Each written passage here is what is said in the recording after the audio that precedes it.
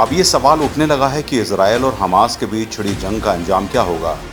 Israel का stand बिल्कुल साफ है। जब तक हमास का आत्मसमर्पण नहीं होगा, एक एक हथियार नहीं डलेगा, ये जंग जारी रहेगी। इसके लिए वे दुनिया में किसी की भी सुनने के लिए तैयार नहीं है। अमेरिका उसके पक्ष में 2 बार वीटो कर चुका है और अब तो सैन्य सहायता का बजट भी जारी कर दिया गया है। दूसरी तरफ इस्लामिक देश हैं जिनमें बयान जारी करने के अलावा इजरायल का कुछ बिगाड़ पाने की कुव्वत नहीं है। संयुक्त अरब अमीरात ने तो यहाँ तक कह दिया है कि हमास फिलिस्तीनियों का नुकसान कर रहा है। ये इसलिए भी महत्वपूर्ण है क्योंकि इजरायल अपनी जवाबी कार्रवाई में कहीं भी फ़लस्तीन या फिर गाज़ा का नाम नहीं ले रहा। उसका कहना है कि उसकी लड़ाई हमास से है। हमास ज़ाहिरा तौर पर एक आतंकवादी संगठन है। इजरायल का सीधा सवाल है कि यदि आपके देश पर कोई आतंकवादी हमला करेगा तो क्या आपको अपनी आत्मरक्षा और आतंकवादियों को सजा देने का संप्रभु अधिकार है या फिर नहीं। असल में हमास इस बार बुरी तरह फंस चुका है।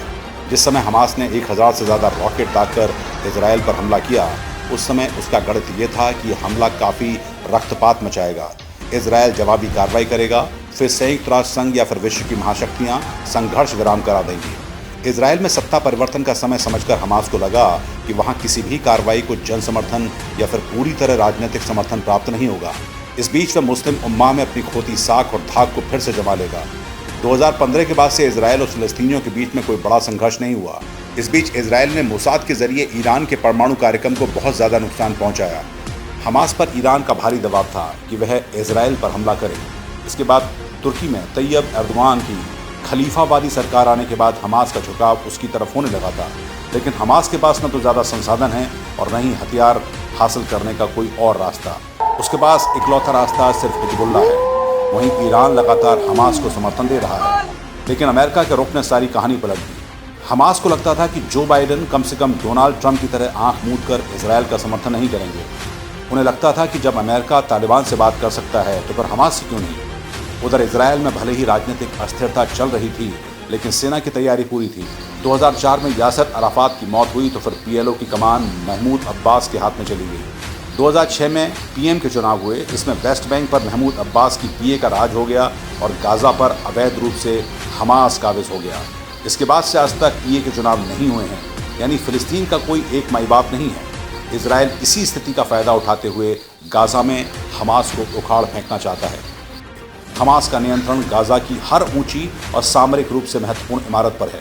उसके पास अपने लड़ाकों को शहर भर में कहीं भी फैला देने और हवाई हमले से बचाए रखने के लिए सुरंगों का जाल है।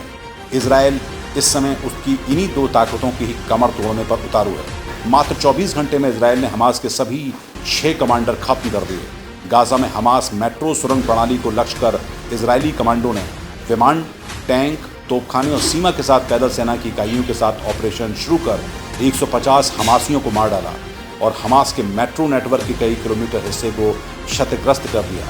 सैन्य आकलन यही है कि इन हमलों में हमास को भारी नुकसान पहुंचा है। इजरायल को इस ज़मीनी हकीकत का बखूबी पता है कि हमास या गाज़ा के लिए कोई देश उसके साथ जंग में नहीं उलझेगा। साथ ही वह तमाम अंतर्राष्ट्रीय मंचों पर खुद को आतंकवादी हमले के शिकार के रूप में पेश कर रहा है। इस जंग का फिलहाल कोई अंत नज़र नहीं आता। इजरायल की रणनीति यही है कि हमास को समाप्त करके वह गाज़ा में भी पीए का शासन लागू करा दे। उसे पता है कि पीए के साथ वह किसी भी समझौते को अंजाम दे सकता है।